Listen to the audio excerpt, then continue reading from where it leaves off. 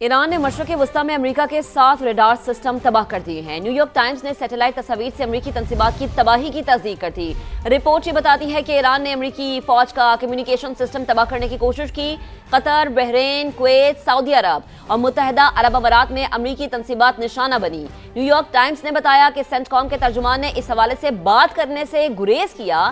جریدے نے بحرین میں امریکہ کے سب سے بڑے ریڈار سسٹم کے تباہ ہونے کا بھی انکشاف کیا ہے۔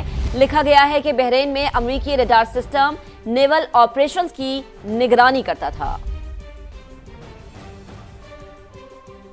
سعودی عرب کی مغربی فضائی حدود میں ڈرون تباہ کیا گیا ہے۔ سعودی وزارت دفاع کی جانب سے یہ بتایا گیا ہے۔ سعودی فورسز نے اس سے پہلے بھی 2 کروز میزائل تباہ کیے تھے۔ سعودی وزارت دفاع کی جانب سے یہ بتایا گیا ہے۔ سعودی عرب کی مغربی فضائی حدود میں ڈرون کو تباہ کیا گیا ہے اور سعودی فورسز نے اس سے پہلے بھی 2 کروز میزائل کو تباہ کیا تھا۔ سعودی وزارت دفاع کا ایسا بتانا ہے۔ آپ کو بتائیں کہ سعودی عرب کی مغربی فضائی حدود میں ڈرون کو تباہ کیا گیا ہے اور سعودی وزارت دفاع کی جانب سے بتایا گیا ہے۔ ایک اور اہم خبر ہے، بغداد ایئرپورٹ کے قریب امریکی تنصیبات پر ڈرون حملہ کیا گیا ہے۔ امریکی سفارت خانے کے لاجسٹک سپورٹ کیمپ کو نشانہ بنایا گیا۔ الجزیرہ کی جانب سے یہ خبر سامنے آ رہی ہے کہ بغداد ایئرپورٹ کے قریب امریکی تنصیبات پر ڈرون حملہ ہوا ہے۔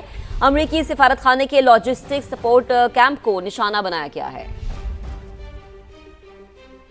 ایرانی نیوی کا آبنائے ہرمز میں آئل ٹینکرز پر حملوں کا دعویٰ۔ آپ کو بتائیں کہ آبنائے ہرمز سے گزرنے والے 10 سے زائد آئل ٹینکرز پر حملے کیے گئے۔ پاسداران انقلاب کا ایسا بتانا ہے، کہا کہ وارننگ کی خلاف ورزی کرنے پر آئل ٹینکر کو نشانہ بنایا گیا ہے۔ ایرانی نیوی کا آبنائے ہرمز میں آئل ٹینکرز پر حملوں کا دعویٰ اور پاسداران انقلاب کا کہنا ہے کہ آبنائے ہرمز سے گزرنے والے 10 سے زائد آئل ٹینکرز پر حملے کیے گئے۔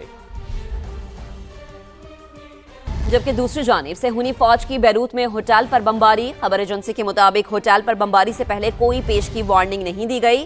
بمباری کے باعث جانی نقصان کا خدشہ ظاہر کیا گیا ہے۔ امدادی سرگرمیاں جاری ہیں۔ آپ کو اپڈیٹ کریں کہ صہیونی فوج کی بیروت میں ہوٹل پر بمباری اور ہوٹل پر بمباری سے پہلے کوئی پیش کی وارننگ نہیں دی گئی۔ خبر ایجنسی کا یہ بتانا ہے کہ بمباری کے باعث جانی نقصان کا خدشہ ہے۔ امدادی سرگرمیوں کا عمل جاری ہے۔ کویت میں امریکی طیارے کیسے تباہ ہوئے؟ وال سٹریٹ جرنل نے کہانی بتا دی۔ لکھا، امریکی طیارے کویتی لڑاکا طیارے نے مار کھرائے۔ کویتی ایئر فورس کے F-18 طیارے نے 3 میزائل فائر کیے۔ تینوں میزائل ہدف پر لگے اور امریکی طیارے تباہ ہو گئے۔ امریکی جریدے نے لکھا، کویتی لڑاکا طیارہ ایرانی ڈرونز کے خلاف کارروائیوں میں مصروف تھا۔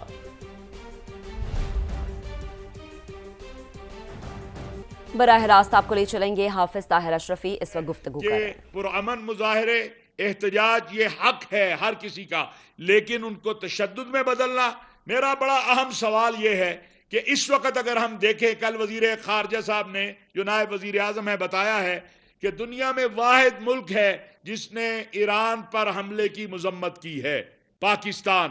کیا پاکستان کے اندر تشدد کر کے، یہاں پر پرتشدد مظاہرے کر کے پاکستانیوں کو اس بات کی سزا دینی ہے کہ پاکستان نے ایران کے اوپر حملے کی مذمت کیوں کی ہے؟ خامنائی صاحب کی شہادت کے حوالے سے آپ دیکھیں کہ چاروں مکاتب فکر کے علماء، مشائخ ہی نہیں، ہماری غیر مسلم برادری بھی اس کے اوپر غمزدہ ہے اور اپنے ایران کے بھائیوں کے ساتھ جو ہے وہ یکجہتی کا اظہار کر رہی ہے۔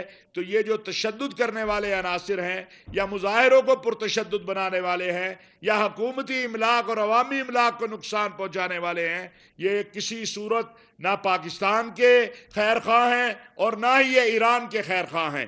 ہم سمجھتے ہیں کہ اس وقت مسلم امہ کو وحدت اور اتحاد کی ضرورت ہے اور حکومت پاکستان جو کردار ادا کر رہی ہے مسلم ممالک کے وحدت اور اتحاد کے لیے، سعودی عرب اور ایران کے درمیان جو اس وقت کل جو بتایا ہے اسحاق ڈار صاحب نے، اور باقی امور میں ہم نہ صرف اس کی تائید کرتے ہیں بلکہ امید رکھتے ہیں اور دعا گو ہیں کہ اللہ رب العزت جو ہے وہ مسلم امہ کو وحدت اور اتحاد عطا فرمائے۔ ہم تمام اکابرین، ابھی آپ کے سامنے میرے اکابرین بات کریں گے، ایک بار پھر میں ان کی طرف سے اپیل کروں گا کہ احتجاج، مظاہرہ پرامن حق ہے، لیکن اگر کوئی تشدد کا راستہ اختیار کرے گا تو ریاست کو حق ہے کہ پھر اس کے خلاف قانونی اور آئین کے مطابق جو ہے وہ کارروائی کرے۔ اور آخر میں دعوت دوں گا اپنے ان تمام ساتھیوں کی طرف سے ان لوگوں کو کہ جو ہمارے ساتھی جو ہمارے پاکستانی بہن بھائی، جو ہمارے بچے گمراہ ہو گئے یا ان کے جذبات کو ان کو غلط جو ہے راستے پہ ڈالنے کی کوشش کی کہ آئین پاکستان اور قانون پاکستان کے مطابق وہ واپس آئیں، ہم ان کے لیے بات کریں گے۔ جو بھی اس ملک کے آئین، قانون اور دستور کو تسلیم کرے گا، انشاءاللہ ریاست اس کے لیے راستہ ضرور دے گی۔ میں گزارش کروں گا حضرت مولانا مفتی عبدالرحیم صاحب سے، جو کہ پاکستان نہیں پورے عالم اسلام کی ایک عظیم ترین شخصیت ہیں، اور بالخصوص پاکستان کے حوالے سے اور دہشت گردی کے حوالے سے، فتنہ خوارج کے حوالے سے ایک بہت ہمارے لیے ایک رہبر کا کردار ادا کر رہے ہیں، کہ وہ چند باتیں آپ سے وہ ارشاد فرمائیں۔ بسم اللہ الرحمن الرحیم۔ قومی پیغام امن کمیٹی کا یہ جو دورہ تھا بلوچستان کا، اس کو اس لیے ہم نے سوچا تھا کہ یہاں آ کر ہم اپنے افواج کو، اپنی پولیس کو، ایف سی کو ہم ان کا شکریہ ادا کریں گے، اور ہم حالات کا بھی ہم جائزہ لیں گے۔ تو 3 دنوں میں جس طریقے سے ہمیں یہاں کی انتظامیہ نے پریزنٹیشن دی، جو اعداد و شمار ہمیں دیے، ہم اس میں حیران ہو گئے، اور ہمیں اندازہ ہوا کہ ہمارے ملک میں بہت بڑے بڑے کام ہو رہے ہیں۔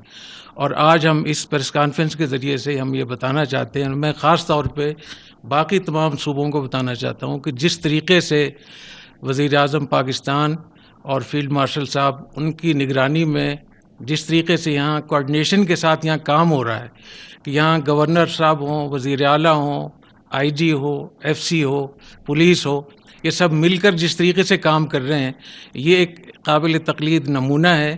تمام صوبے اس کی تقلید کریں۔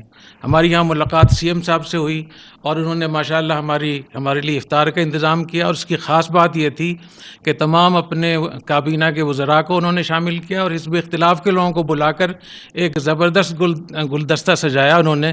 تو میں سمجھتا ہوں کہ باقی صوبوں میں بھی اس کا اہتمام کرنا چاہیے۔ سیکرٹری داخلہ صاحب حفظہ شفقات صاحب نے جو ہمیں پریزنٹیشن دی، اس سے ہمیں اندازہ ہوا کہ کتنے بڑے پیمانے پر یہاں بلوچستان کے لیے، یہاں کے عوام کے لیے صحت اور روزگار اور اتنے سارے کام ہو رہے ہیں ماشاءاللہ۔ پھر ہماری شہداء کی فیملیز کے ساتھ بھی ملاقات ہوئی، تو ہمیں بہت احساس ہوا، اور یہ معلوم ہوا کہ صرف پولیس کے 1115 آفیسر شہید ہوئے ہیں۔ یہ بہت بڑا فگر ہے۔ تو ہم نے ان شہداء کی فیملیز کو ان کی حوصلہ افزائی بھی کی، ان کا شکریہ بھی ادا کیا۔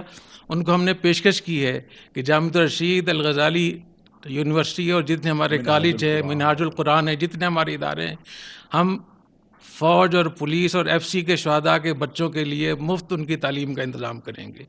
تو وہ جہاں بھی، چاہے وہ کراچی میں ہو، بلوچستان میں، جہاں بھی انشاءاللہ ہم اس کا خیال رکھیں گے۔ پھر گورنر صاحب سے ہماری ملاقات ہوئی، تو ان کی گفتگو بھی وہی تھی جو سی ایم کی گفتگو تھی، اور وہی گفتگو تھی جو ہم نے اسلام آباد میں سنی۔ تو